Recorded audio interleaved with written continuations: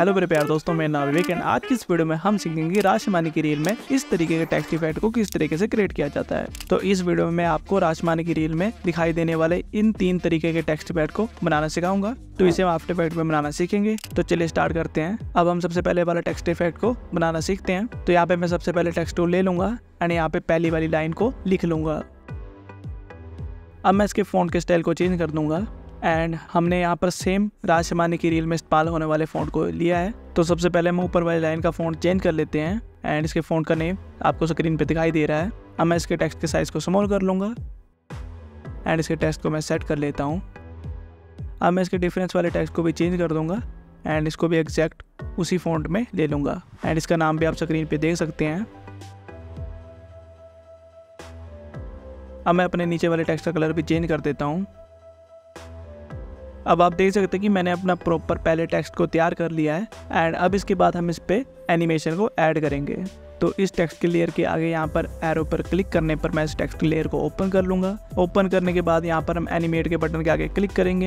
Animate के आगे click करने के बाद मैं यहाँ पे सबसे पहले पोजीशन को ले लेता हूँ। अब मैं इसके पोजीशन के ऑप्शन पर आकर इसकी वाई वैल्यू को चेंज कर दूंगा एंड इसकी वाई वैल्यू को मैं 0 से 740 पर रख दूंगा। अब हम रेंज सिलेक्टर के अंदर ऑफसेट के ऑप्शन के आगे 2 की फ्रेम को ऐड कर लेंगे। स्टार्टिंग के की फ्रेम की वैल्यू में -100 रखूंगा एंड लास्ट के की फ्रेम की वैल्यू 100 रखूंगा। अब मैं इसके नीचे दिए गए एडवांस के ऑप्शन को ओपन कर लूंगा।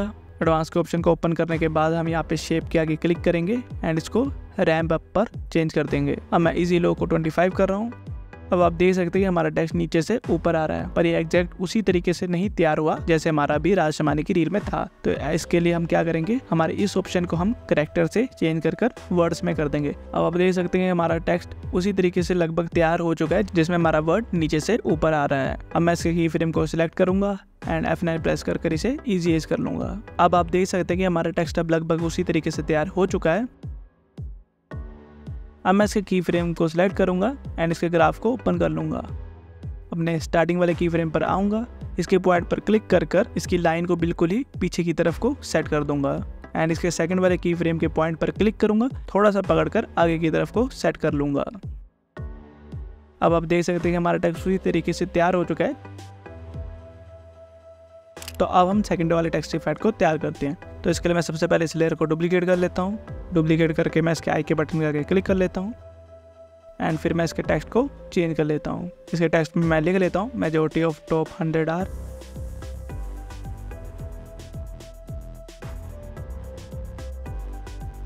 तो अब आप देख सकते हैं कि हमने यहाँ पर majority of top 100 are same to same उसी फॉर्मेट में तैयार कर लिया है। तो अब हम इसी के ऊपर एनिमेशन के इफेक्ट को ऐड करेंगे। तो इसके लिए मैं इसके टेक्स्ट के लेयर के आगे इस एरो वाले बटन पर क्लिक करूंगा एंड इसके टेक्स्ट के ऑप्शंस को ओपन कर लूंगा। इसके टेक्स्ट इफेक्ट को ओपन करने के बाद हम इसके एनिमेटर 1 के आगे आकर हम यहाँ पर ऐड के बटन के आगे क्लिक कर देंगे। ऐड के बटन के आगे क्लिक करने के बाद हम स्केल के ऑप्शन को सिलेक्ट कर लेते हैं। इसको सिलेक्ट करने के बाद मैं इसके स्केल की वैल्यू को इंक्रीज कर दूंगा।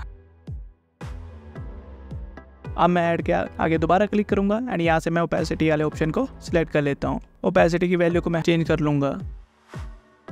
इसकी पोजीशन की वैल्यू को मैं 650 कर लेता हूँ एंड अब मैं दोबारा ऐड के बटन के आगे क्लिक करूंगा एंड यहाँ से ट्रैकिंग के ऑप्शन पर सिलेक्ट कर लूँगा। अब हम ट्रैकिंग के ऑप्शन के आगे आकर ट्रैकिंग के अमाउंट को -25 कर देंगे। -25 करने के बाद आप देख सकते हैं कि हमारा टेक्स्ट इफेक्ट उसी टेक्स्ट इफेक्ट की तरह तैयार हो चुका है। अब हम इसके एडवांस के ऑप्शन पर क्लिक करेंगे एंड इसके ऑप्शन को वर्ड से कैरेक्टर एक्सक्लूडिंग स्पेस पर सिलेक्ट कर लेंगे। इसे सिलेक्ट करने के बाद आप देख सकते हैं अब हमारा 1 by 1 वर्ड आ रहा है, जबकि इससे पहले हमारा पूरा कंप्लीट वर्ड आ रहा था। तो अब हम इसके एज हाई के ऑप्शन के आगे वैल्यू को 25 कर देंगे एंड इसके एज लो की वैल्यू को 50 कर देंगे। अब हमारा टेक्स्ट इफेक्ट लगभग उसी तरीके का तैयार हो गया है, बट इसमें अभी थोड़ी सी कमी रहती है। तो अब मैं इसकी पोजीशन की वैल्यू को थोड़ा सा कम करके देख लेता हूँ। 350 वैल्यू पर करने पर आप देख सकते हैं हमारा एग्जैक्ट उसी तरीके का टेक्स्ट इफेक्ट तैयार हो चुका है।